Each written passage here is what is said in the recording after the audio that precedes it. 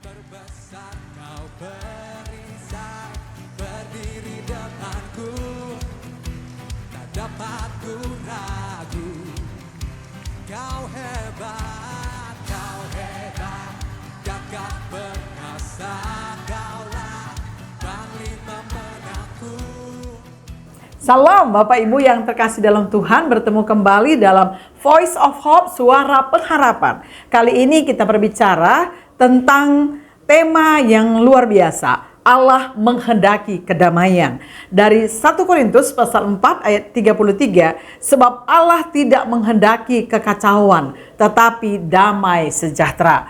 Puji Tuhan. Dalam kehidupan kita hari-hari ini, mungkin kita diperhadapkan kepada banyak sekali kekacauan. Mulai mungkin itu di rumah, di tempat kerja, di lingkungan, bahkan juga terjadi di gereja. Terkadang suasana hati kita dengan kondisi ini dipenuhi dengan kecemasan, ada konflik atau kebingungan. Dan teristimewa dengan kondisi yang terjadi hari-hari ini di tengah-tengah bangsa kita.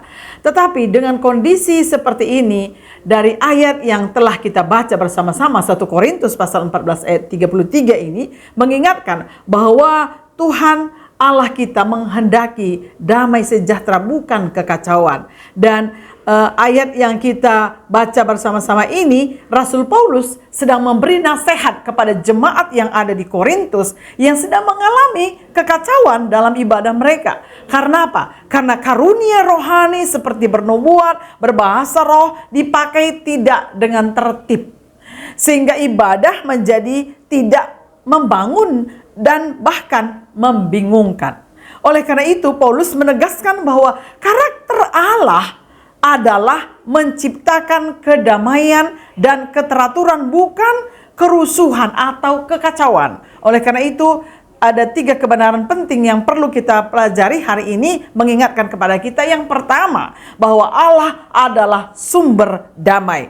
Damai bukan sekedar suasana tanpa konflik, tapi kondisi hati yang tetap tenang karena percaya pada Tuhan Yesus. Karena Tuhan Yesus berkata, damai sejahtera ku tinggalkan bagimu, damai sejahtera ku berikan kepadamu. Dari Yohanes 14 ayat 27. Oleh karena itu ketika masalah menerpa, kekacauan yang terjadi, badai besar datang menerpa kita, kita bisa tetap tenang karena kita percaya kepada Tuhan yang menjadi sumber damai sejahtera yang memelihara dan menjaga hati dan pikiran kita. Yang kedua adalah bagaimana kita memahami tentang Allah menghendaki kedamaian. Yang kedua, kekacauan itu bertentangan dengan karakter Allah.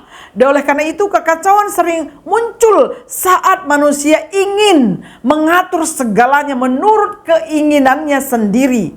Tetapi ketika Tuhan memimpin, segala sesuatu berjalan dalam tatanan dan keteraturan. Oleh karena itu hari ini kita boleh melihat bagaimana supaya kita mengalami apa yang namanya hidup dalam damai sejahtera, bukan kekacauan. Karena kita boleh melihat karakter Kristus itu adalah damai.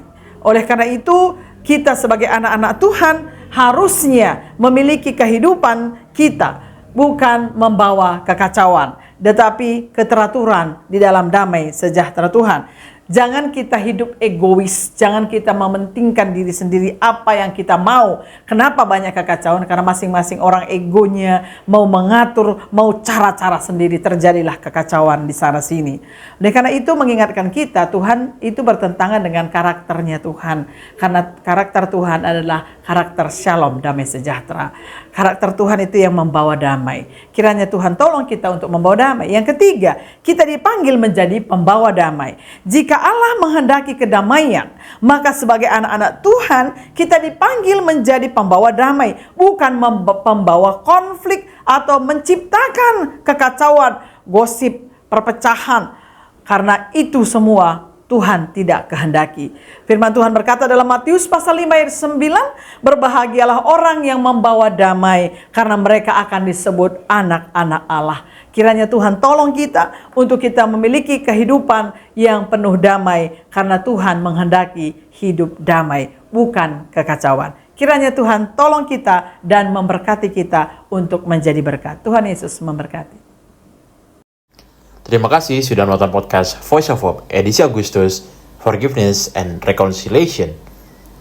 Jika saudara dan sahabat merasa terberkati, silakan like dan share video ini. Kalau Anda membutuhkan bantuan doa, boleh hubungi kami melalui channel media sosial kami di @rajawali.fm. Jika Anda membutuhkan komunitas sehat untuk bertumbuh dalam kasih, bergabunglah dalam Rajawali Family Ministries. Tuhan memberkati.